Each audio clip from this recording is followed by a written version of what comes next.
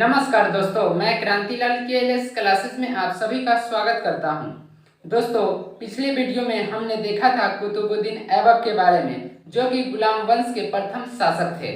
आज के इस वीडियो में हम देखेंगे अगला शासक जैसे आराम शाह, जिसका कार्यकाल 1210 से 1211 तक रहा।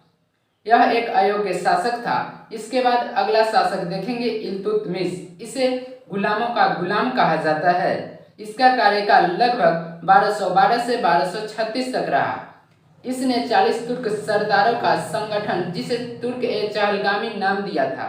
इसने सैनिकों को वेतन के बदले भूमि देने की प्रथा चलाई, जिसे इक्का व्यवस्था कहा गया। इसने चांदी का सिक्का, जिसे टाका, और तांबे का सिक्का, जिसे जित्तल, अपने कार्यकाल के दौरान चलाया था। इसने शासनकाल के ही दौरान अपनी बेटी रजिया सुल्तान को शासिका घोषित कर दी थी, लेकिन ऐसा नहीं हुआ।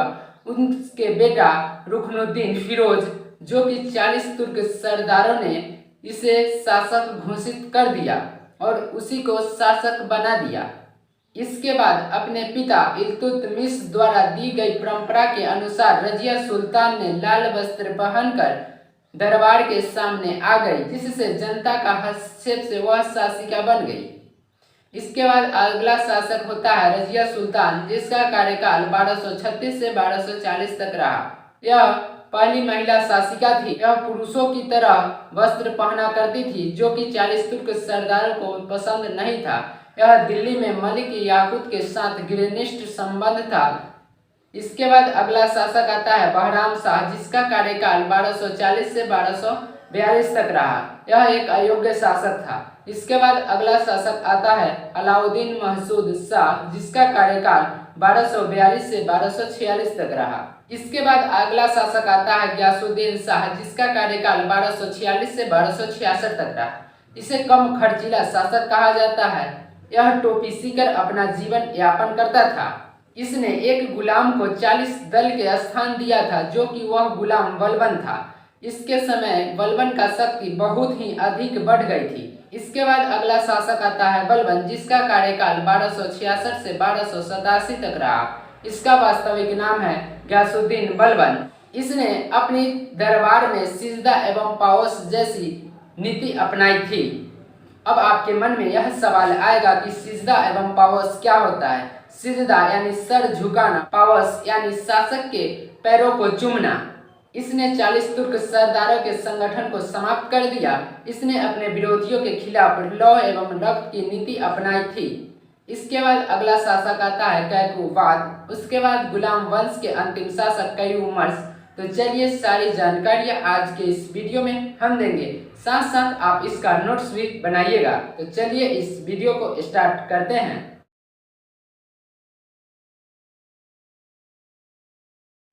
आराम शाह, इनका कार्यकाल 1210 से 1211 ईस्वी तक रहा। यह कुतुबुद्दीन ऐबक का उत्तराधिकारी था, किंतु यह अयोग्य था। 1212 ईस्वी में इल्तुतमिश ने इसे हटाकर खुद गद्दी पर बैठ गया। अब आपके मन में यह सवाल आएगा कि इल्तुतमिश कौन था। इल्तुतमिश ऐबक का गुलाम भी था और दामाद भी था। इल्तुतमिश का कार्यकाल 1211 से 1236 तक रहा। इसे गुलामों का गुलाम कहते हैं, क्योंकि यह ऐबक का गुलाम था। 1215 ईस्वी में तराइन के तृतीय युद्ध में इसने एल्दौज को पराजित कर दिया था। आगे इसने सुल्तान की उपाधि धारण की और अपने नाम का खुतबा पढ़वाया। अब आपके मन में यह सवाल होगा कि खुतबा क्या होता है। खुतबा ईदो तथा जुम्मा के नमाज के समय पढ़ाया जाता है। इल्तुतमिश शासक बनने के पहले बदायूं यानी यूपी में जो बदायूं जगह है, वहाँ का यह सूबेदार था।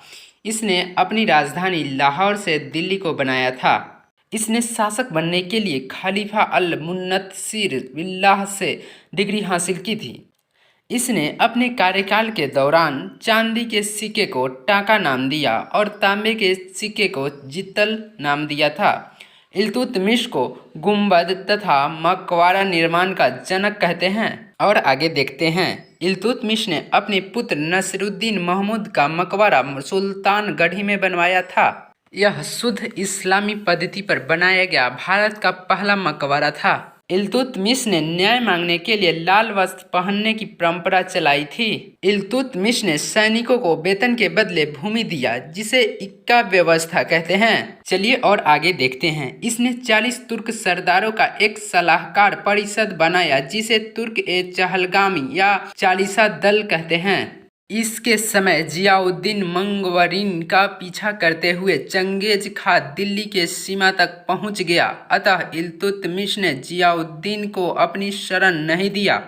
इल्तुतमिश को शुद्ध इस्लामी पद्धति का वास्तविक संस्थापक कहते हैं। इसे गुलामों का गुलाम भी कहते हैं। 1236 ईस्वी में इल्तुतमिश की मृत्यु हो गई। इसने अपने जीवन काल में ही रजिया सुल्तान को उत्तराधिकारी नियुक्त किया था। इल्तुतमिश के मृत्यु के बाद 40 तुर्क सरदारों ने रजिया सुल्तान को शासक न बनाकर रुकनुद्दीन फिरोज को शासक बना दिया। तभी रजिया सुल्तान ने अपने पिता द्वारा दी गई परंपरा के अनुसार लाल वस्त्र पहनकर मस्जिद के आगे चली गई और जनता के हस्तक्षेप के बाद वह शासिका बनी। 40 तुर्क सरदारों के समूह को तुर्क-ए-चहलगामी कहा जाता है।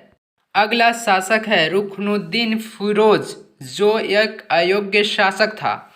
इसके बाद इसकी बहन जो अगला शासक बनती है रजिया सुल्तान, जिसका कार्यकाल 1236 से 1240 तक रहता है।